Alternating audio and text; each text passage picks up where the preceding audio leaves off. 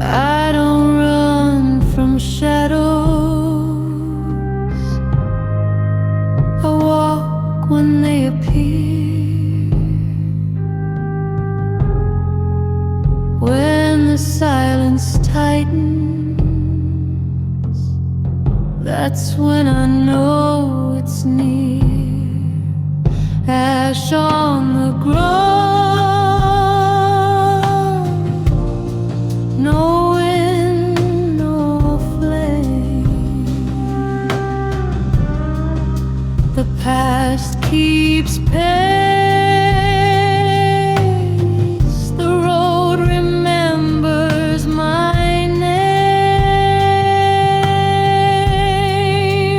I hear the hooves behind me, but they never rush. I feel the heat of memory in the settling dust. Not tonight, but not never. I know how this goes. You can follow me forever. Ash on the road.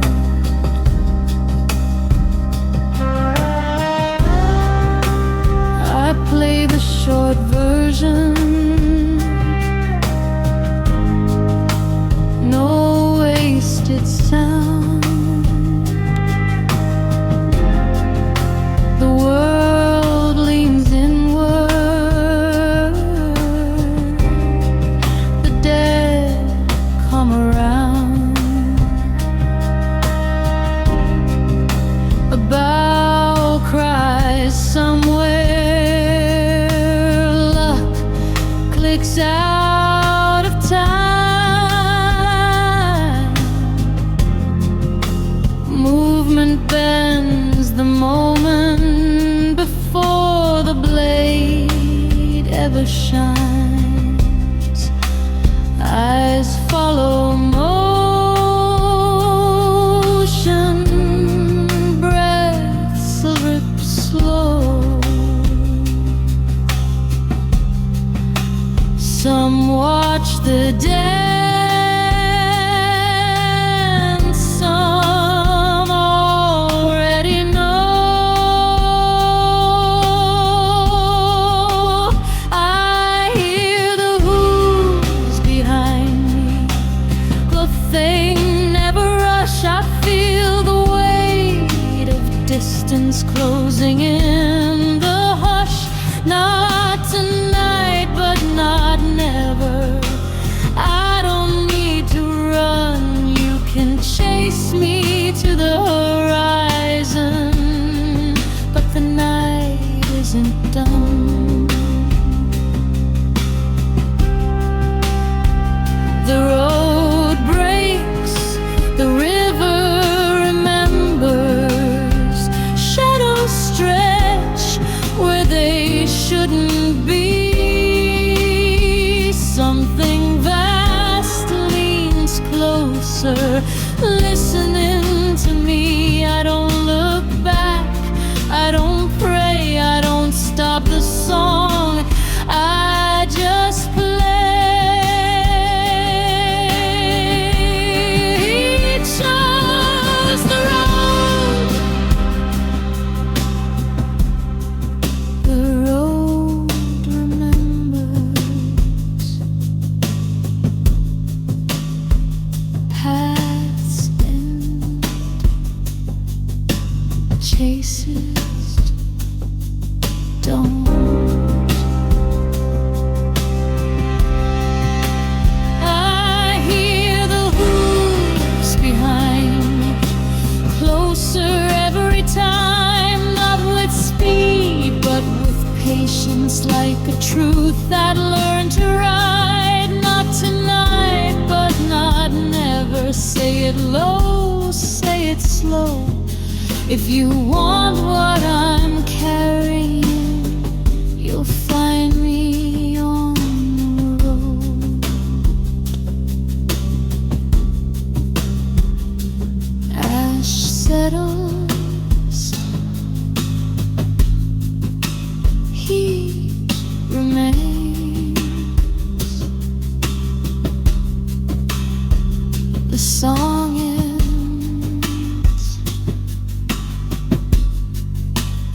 distance stays.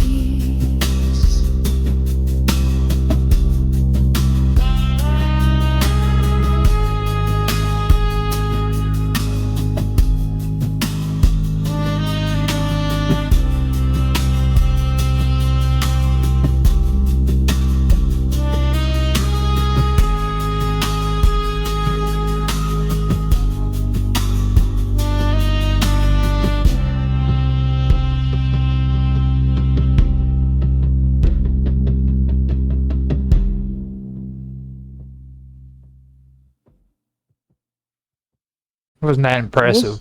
was not impressive at all. Yeah. It's like half the stuff in there is like stuff, kids would do just on their own, just going outside and hanging out. You know, Yeah. Well, that it's that stuff. was the whole premise of it. You know what I mean? Like today with what I've been talking about with my stories, how I'm creating Bibles for it with rules and stuff. Like they were doing this stuff back in the freaking 90s with computer programs manually instead of using AI. You know what I mean? It was like freaking you would turn around and it was a compilation of information that was put in there that had to do with like how you could do things illegally, and it was from the basics all the way up. Well, you know what? There are YouTube videos like that now. Right, Like it's a genre. right. So, and but the second anarchist cookbook I thought was interesting. It was all about how to make acids and poisons. hmm Now, Uh, now did you guys see this article about Bezos is copying Musk's Skynet? He's making his own Skynet called TerraWave,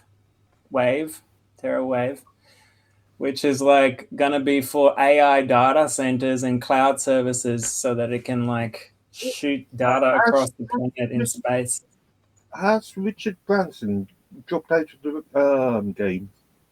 Remember, back in the 90s and early 2000s, Richard Branson, or Sir Richard Branson, as it should be called Wow. now.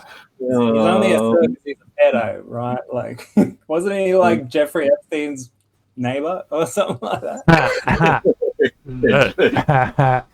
That's crazy. So Jeffrey Epstein. Who cares this about thing will be able Epstein? to do 6 terabytes per second Yeah, data uplink. That's pretty. Okay. that's the first thing that stuck out to me whenever I seen that. Whenever you pop that up. But we don't want to get into that because Mr. Robot has his theories about terabytes and millibytes. He doesn't think that they're real; they're fabricated. Are we talking about pre-1999 EAC calculation or binary, decimal calculations? And see, this is the reason What you why. done now, Roger? You started something. That's what I was getting ready to say. It's like this is the reason why I say you belong with us weirdos because of that shit right there, dude. Like you start going down that direction, and the next thing you know, man, we're talking about calculations and shit. It's like Yeah. you fit right in with the Because conversation. most people will be bored by it, I think. hmm Now, with that being said, let's I was just move. looking up the latest articles in space news because this is like meant to be the headlines, right? No, this is actually we've got better shit that's fucking crazier that we need to cover. Okay, this goes into your remote viewing crap. So let's move on to it. Mhm. Okay, so let's get into your remote viewing stuff. Okay. All right. So put your seatbelt on. This is where you shine, and you need to get freaking all prettied up. And think freaking about how. no, hold we up. were Let just me talking- let me put the topic up that you posted first, and then you talk about that Oh, okay. because this is good stuff here. Okay. Can you share your screen? Can you share No, that? I have talking points, and I'll just read it and let you do it. Do whatever the sharing is you want to do. But let me go ahead and do this. Okay.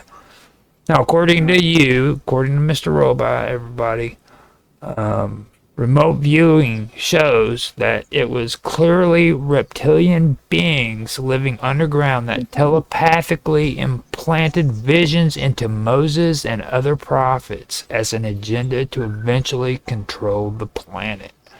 And as a reference, he used first Numbers 21:6 out of the Bible, and then he used Isaiah 6:2, which says, in the year that King Uzziah died, he saw the Lord seated on a throne, high and exalted, and the train of his robe filled the temple. Above him stood seraphim, each having 6 wings. With 2 wings they covered their face, with 2 they covered their feet, and with 2 they were flying. And they were called out to one another, and they said, Holy, holy, holy is the Lord of hosts. All the earth is full of his glory. They weren't too kind to Isaiah. When it goes on further, it says, Then I said, Woe is me, for I am ruined, because I am a man of unclean lips, dwelling among a people of unclean lips. For my eyes have seen the King, the Lord of hosts. Then one of the seraphim flew to me, and in his hand was a glowing coal that he had taken with tongs from the altar.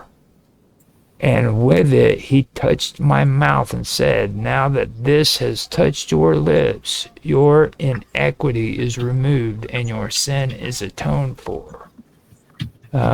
It's kind of interesting that in that same area there are lots of myths of strange dragon-like creatures like Bel and Marduk, servant dragons, and stuff of that nature, is what he went on to say. And that's where he started getting into the Dragon of Babylon and things of that nature. Now, with that being said, I'm going to open it up, let Mr. Robot kind of give us a little take on what he was meaning by all this, because this is actually a pretty good topic.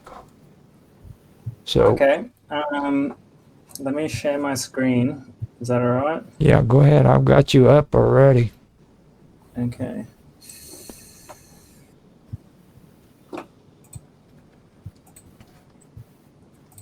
This gets pretty intense, actually. This is a pretty good comment or Can you see my topic. screen? Yeah, I can. So, like you were saying, in Mesopotamia in the Middle East, there's a lot of different types of dragon mythology going way back into the ancient past. One of them is called Usumgalu. Was a lion dragon demon and one of the 3 horned snakes in Akkadian mythology, often associated with the gates of the underworld, right? Now, remember how Roger was saying these beings were living underground? Okay, now there's a lot of information that suggests that this is true.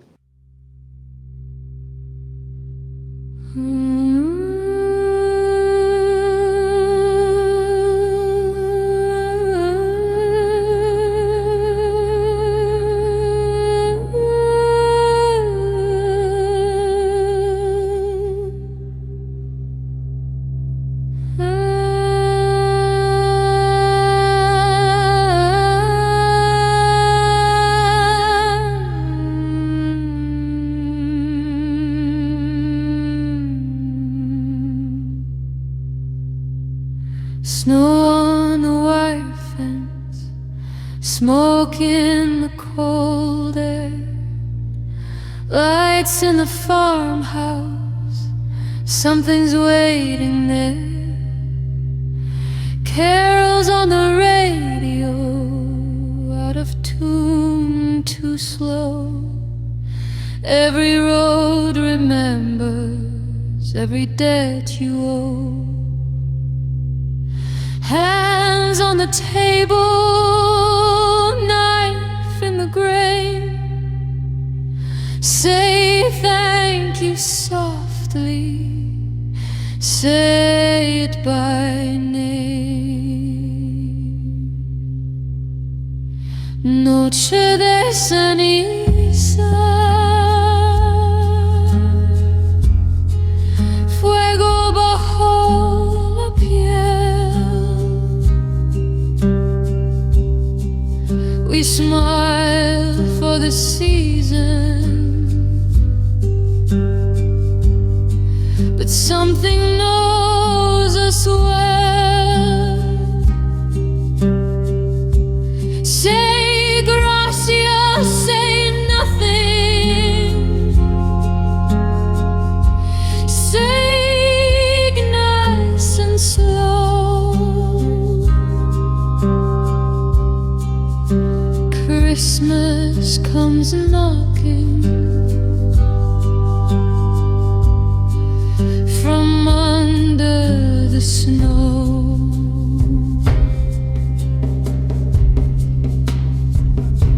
Barn door breathing, straw on the floor, eyes in the darkness, counting once more. They say it's tradition, they say it's the way. Every feast remembers what it takes away. Bow your head gently, don't ask why. Some things are listening, some things reply. Noche de ceniza, color sin luz.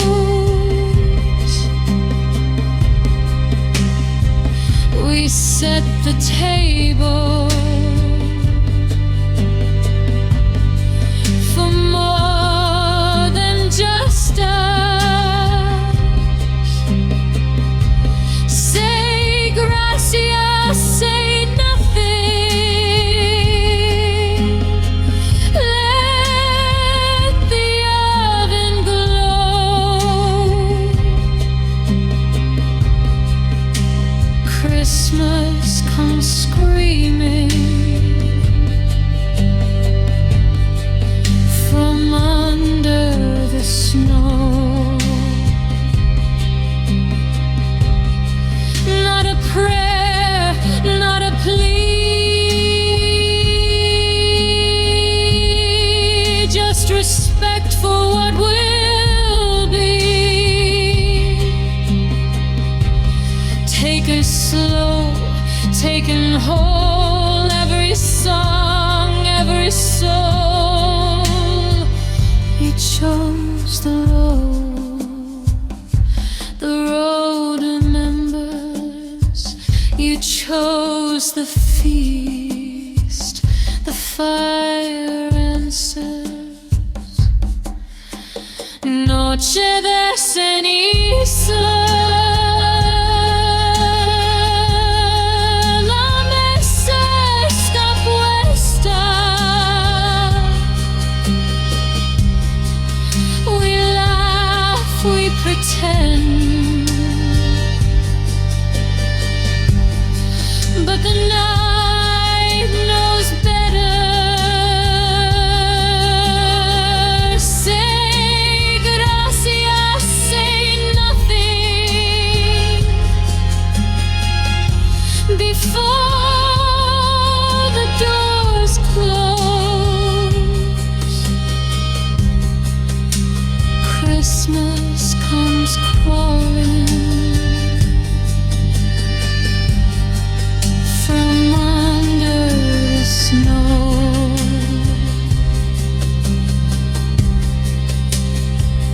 Ash on the table, heat in the bones. The song is over, but you're not alone.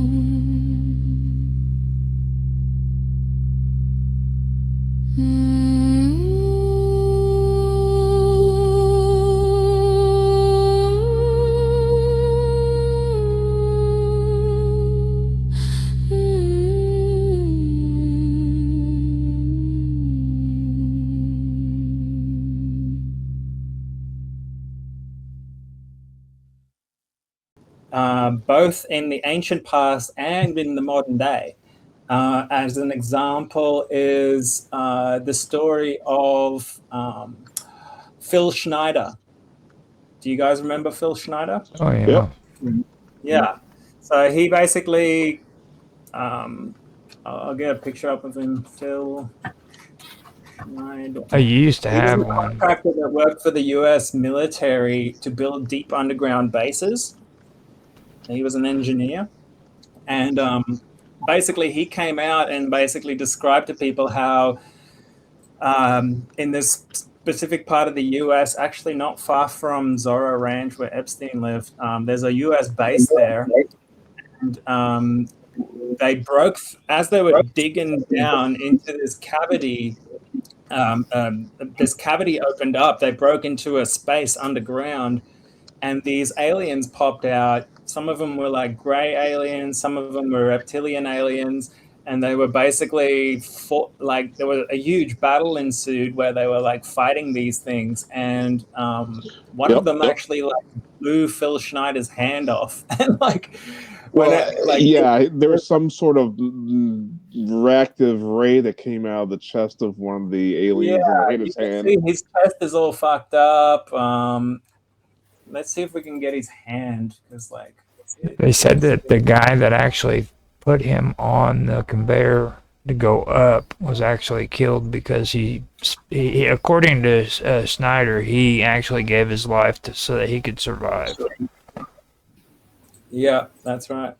And you can see his hand here. He says it's like that because he held his hand up to sort of block it, but this like energy beam came out of the chest of this gray alien and basically just shot his fingers off.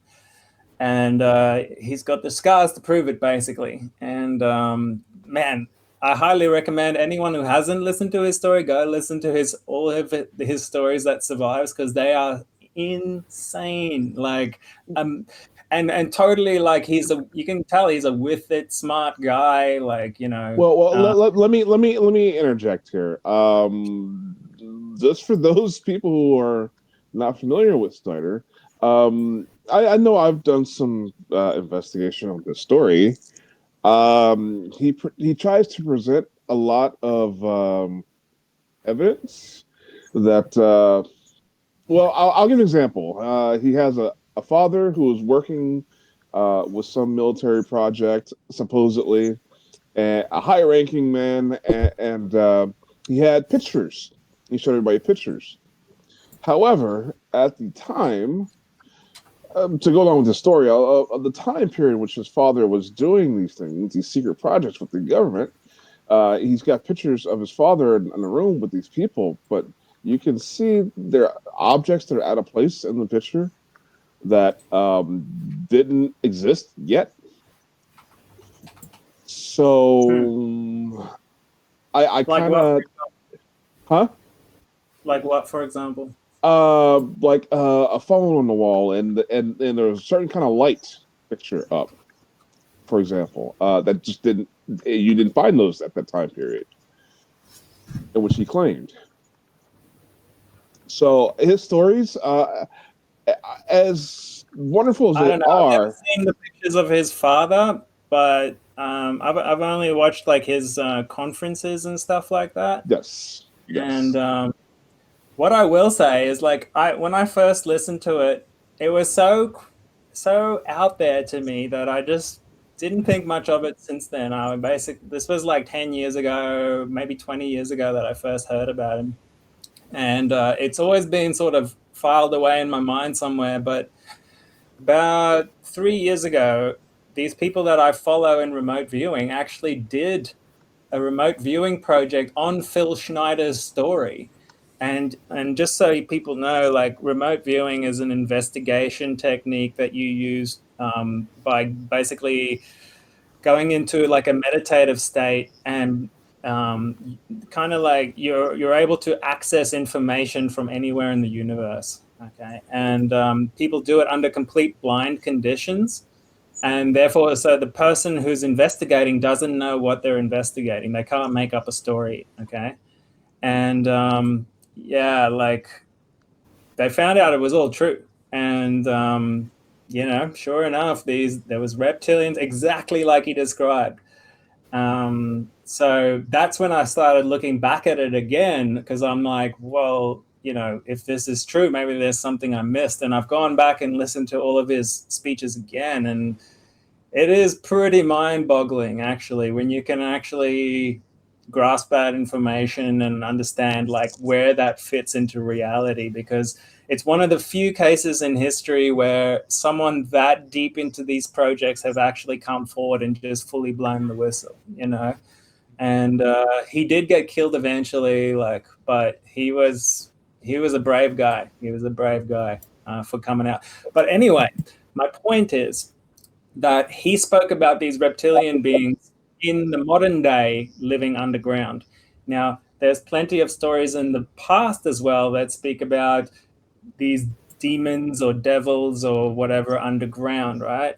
And even when I was traveling in India, I've heard local Indian stories also speaking about Naga sadhus, which are these like reptilian. Every culture on the planet has, you know, myths that revolve around something of that nature. Yes. Yeah, exactly. So Now, you also mentioned Bel and the Dragon. And the thing about that too is that actually is incorporated in as chapter 14 in the extended book of Daniel. And that's the original Septuagint. I don't actually use that as a hard and fast example, because even in the Bible that kind of got disproven, right? Because the priests were using the dragon as an excuse to go steal the offerings from the altar. But the only reason the king thought it could be real is because that was based on even older myths that incorporated dragon mythology. But it wasn't mythology to them, it was real, because they experienced these dragons thousands of years ago, okay? So in the time of Moses and before, these things were real. Freaking reptilian aliens came out of the sky and decimated entire civilizations, okay? Mm-hmm. And this has been sort of verified with the remote viewing data, okay? And here is an example I like to always refer to. This is in the Bible, in Revelations 12:7. It's called the War in Heaven.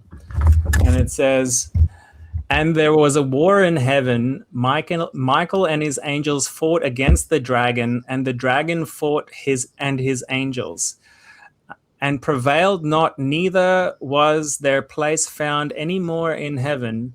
And the great dragon was cast out, that old serpent, called the devil and Satan."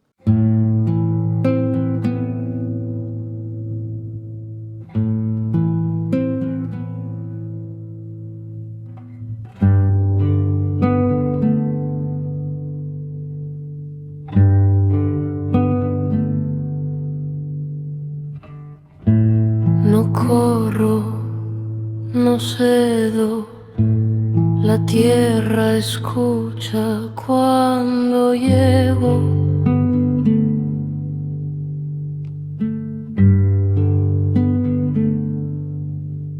I don't hurry, no me inclino, the ground adjusts bajo mi peso.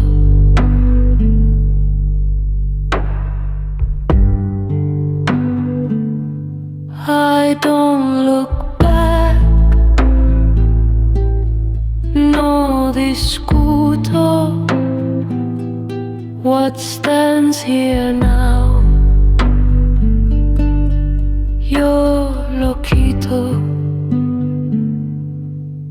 I walk, camino.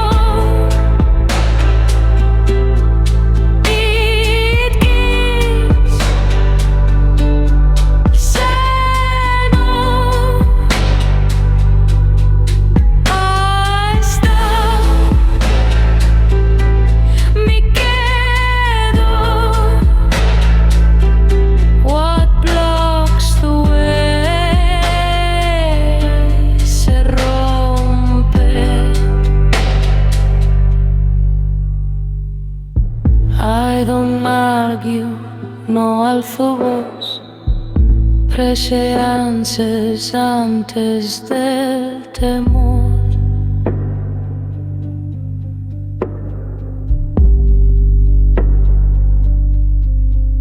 You can run, puedes huir. Wait, remembers dónde estuve, dónde iré.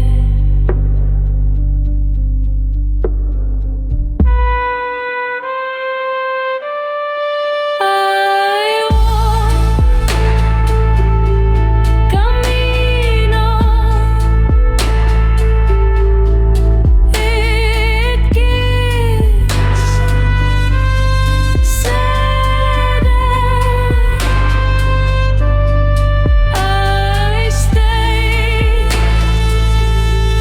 me quedo, nothing passes al final.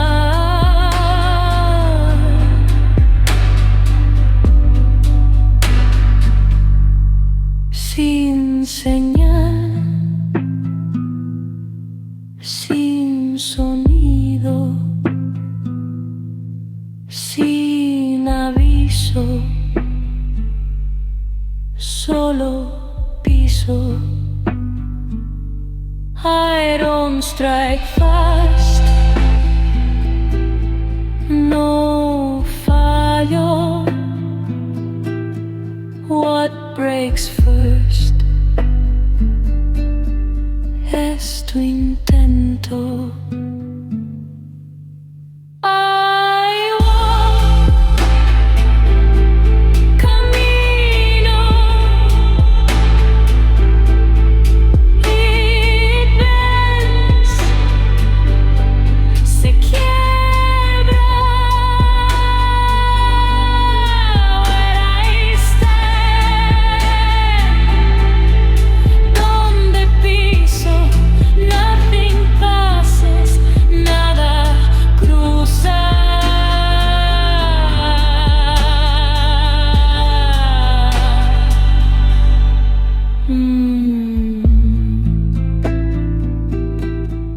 Donde piso se quiebra. Where I stand, it breaks.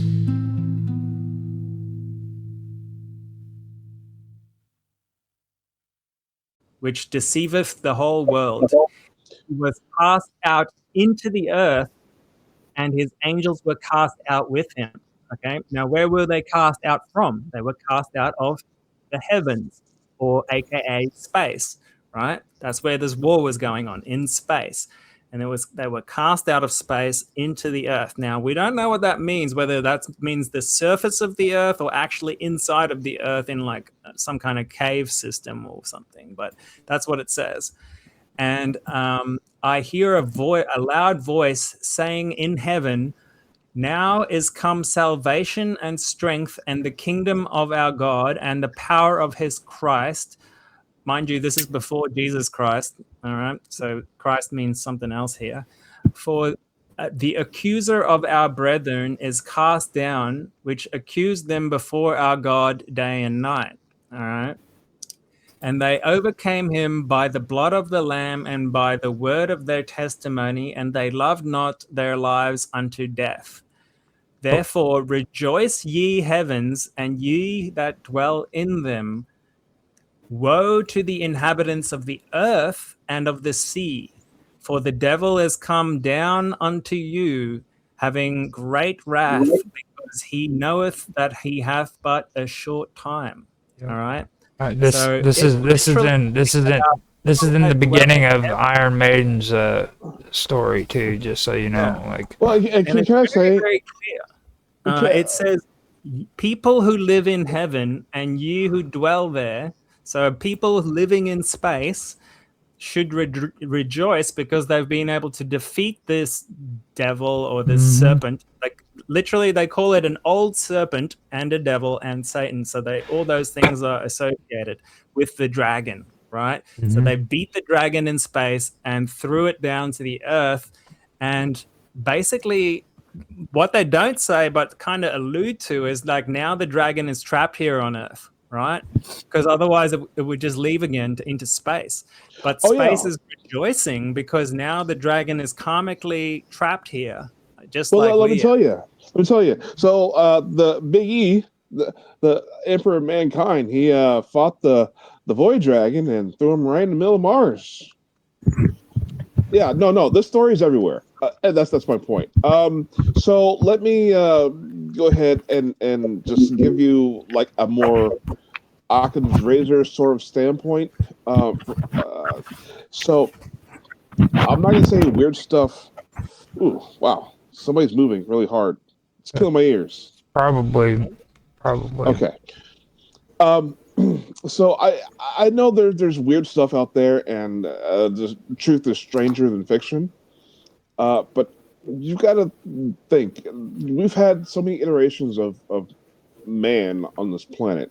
There's always the speculation of higher technology within our ancient ancestors. Dating back even before the pyramids, right? So, but we also have, at any point in time, strange technologies could have been found. Okay. And these technologies could have been used to trick us or to mind control us. Okay. So that's why you have these priesthoods that would worship objects. And now I would say 99% of the time, these objects are just a representation of what they used to really have. But like the stories of the Ark of the Covenant. Okay. That thing killed people. That thing was nuclear. Okay. And all this technology had religion revolving around it. But the best way to control a population is through a lie, imagery, illusion. So everybody has a boogeyman in their culture. And these boogeymen were created to control society. Just like the mean old big brother that pops out of your closet wearing a demon mask. Okay? He's got your number. He's bigger than you, and he likes to scare the crap out of you. Takes your lunch money and throws food at you at the table. Okay? Mm-hmm. So this is the kind of people you have in your governments and in your churches. Okay? So they may have some top secret stuff. With my knowledge of remote neural monitoring that the NSA does, projecting movies into somebody's mind is rudimentary. Okay, it's so easy for them. They cast voices, they do visual audio hallucinations. Even Otto spoke on the early experiments with the microwave radiation.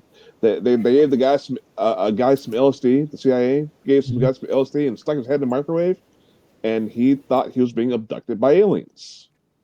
So I think there's definitely symbology. I tell people all the time when they talk about the reptilians who control the government, I'm like, you probably shouldn't take that literally, because the people who are in control, yes, they fear and hate us.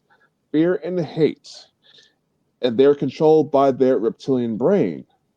Because we all have three brains, right? The reptilian brain, the mammalian brain, the neocortex.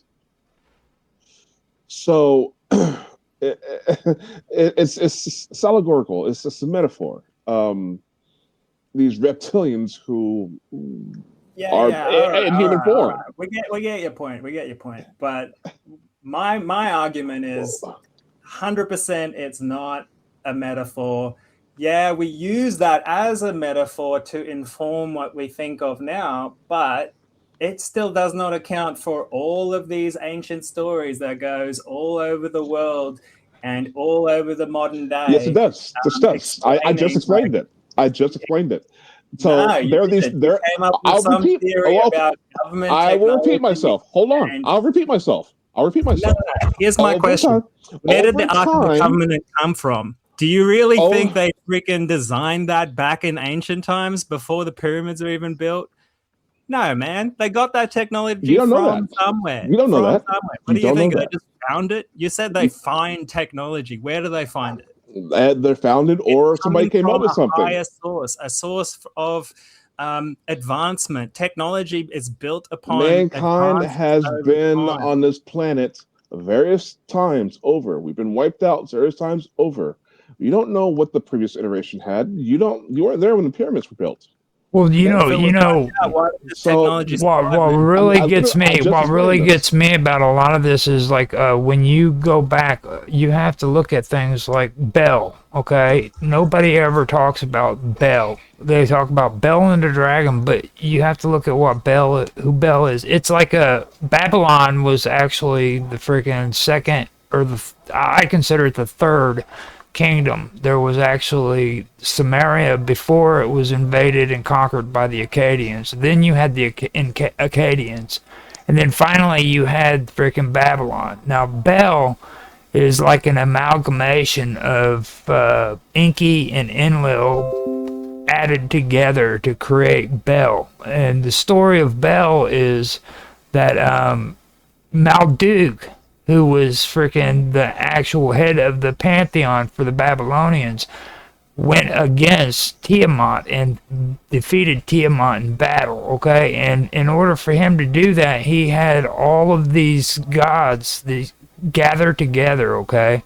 And they all agreed that if Marduk battled Tiamat and defeated him, that they would give all of their powers over to Marduk. And Bel was the one that brought this offer to them and had them gather together.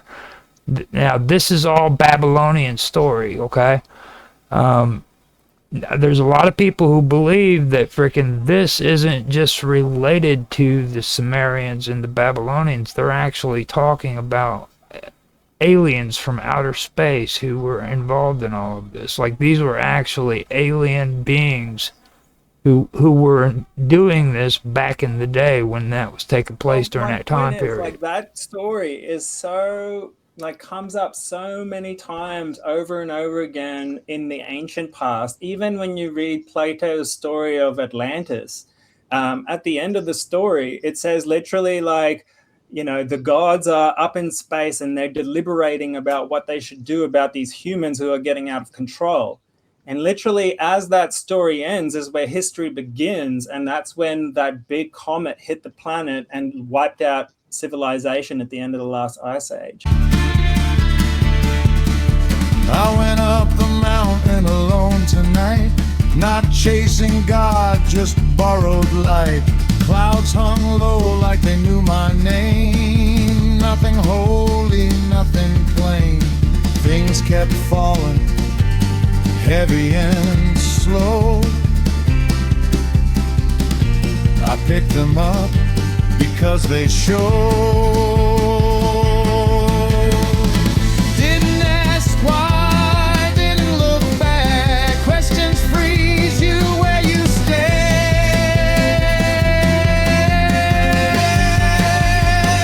stand.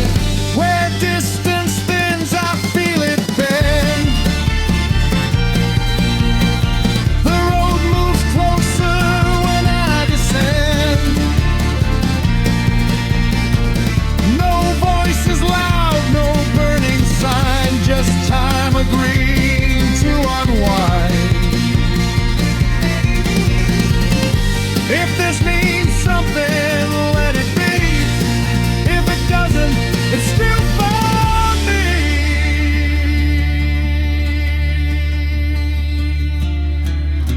The ground shook hard without a sound. Steam where solid truth was found. Everything broke like it knew the cue. Still I stayed, still I knew what to do. Heard a voice where silence stood. Said nothing wrong, said nothing good. If I drink, it marks the line. If I don't, it marks it anyway. I passed a man who didn't stay. He had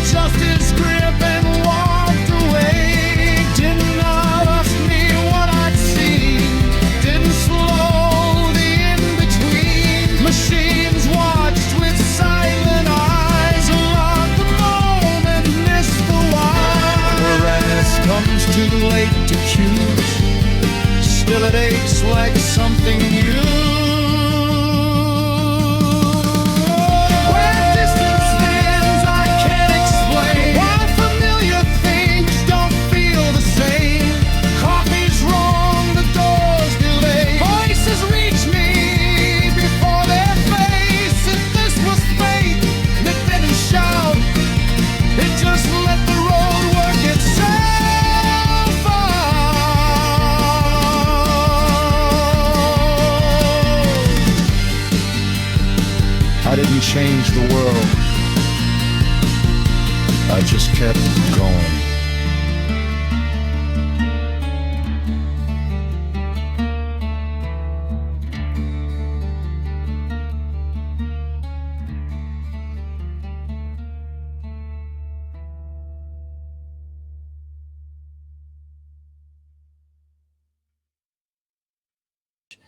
And so, like, if you tie these stories together, it's happened again in Egypt, where there was an advanced civilization rising in Egypt from the first kingdom, and then it all got wiped out during the first intermediate period, which is 2100 BC, and literally wiped out entire Egypt. And then what happens? You get the Ogdode, a whole new pantheon of gods that have reptilian heads. Okay? This is what they look like. And this story is echoed through not just Egyptian mythology, but also through Gnostic mythology, where they also have the Ogdode. And I just keep seeing the archons popping up over and over again. Yeah. And when you look at these beings, they literally draw these things on rocks, and you can see these things. To me, they look like reptilian aliens. I don't know about you, but and on top of that, look at these guys like Ptah.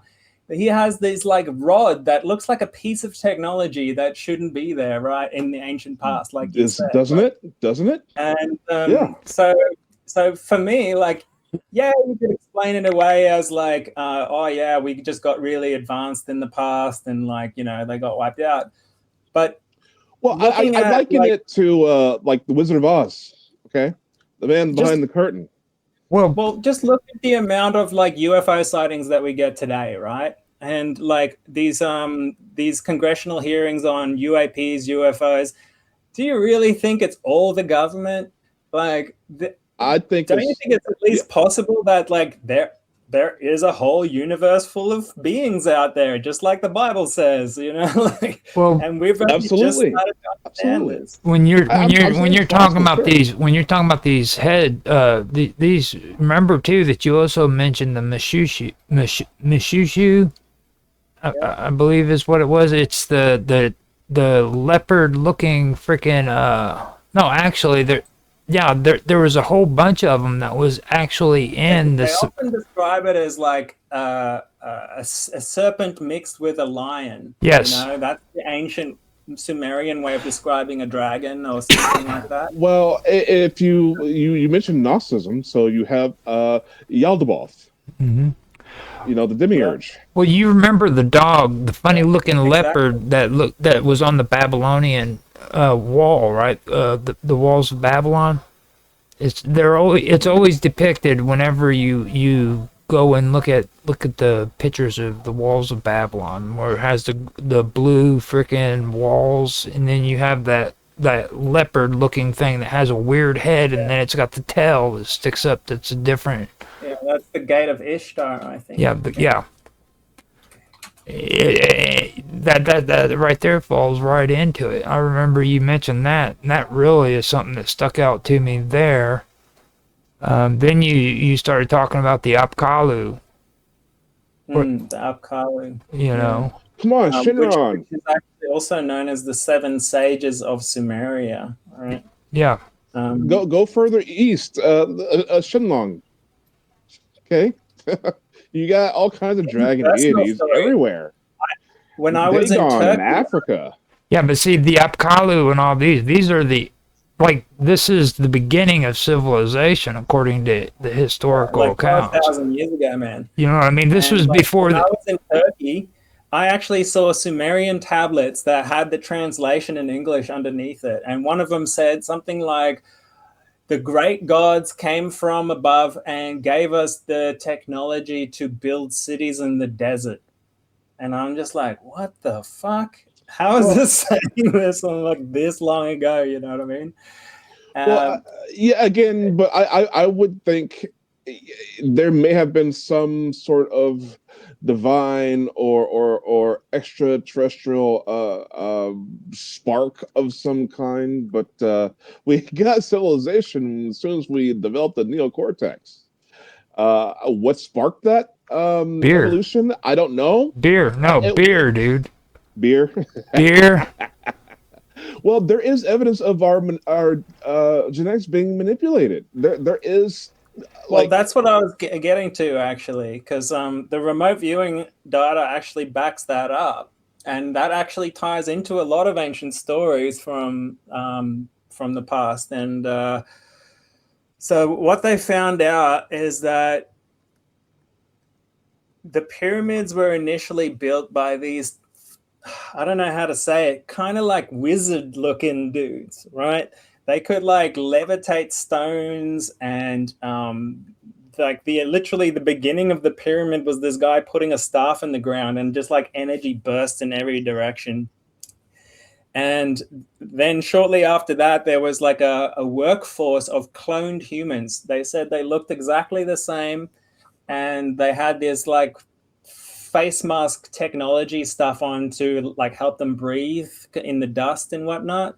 But they were basically the ones that did like the initial labor force, and the being that was looking after them was like a mantis-like insectoid-looking thing. And the insectoid mantis were actually a worker for the reptilians. And so yeah, a branch or a different version of the Anunnaki story. From what I gather is like, all right, so they figured out the reptilians, or they call themselves the Draco, are a huge empire that stretches from Andromeda, the next galaxy over, to half of this galaxy. And like they're massive empire, right? And the Earth is kind of like right on the outskirts of this empire, and it's kind of like a nothing planet really in the scheme of things.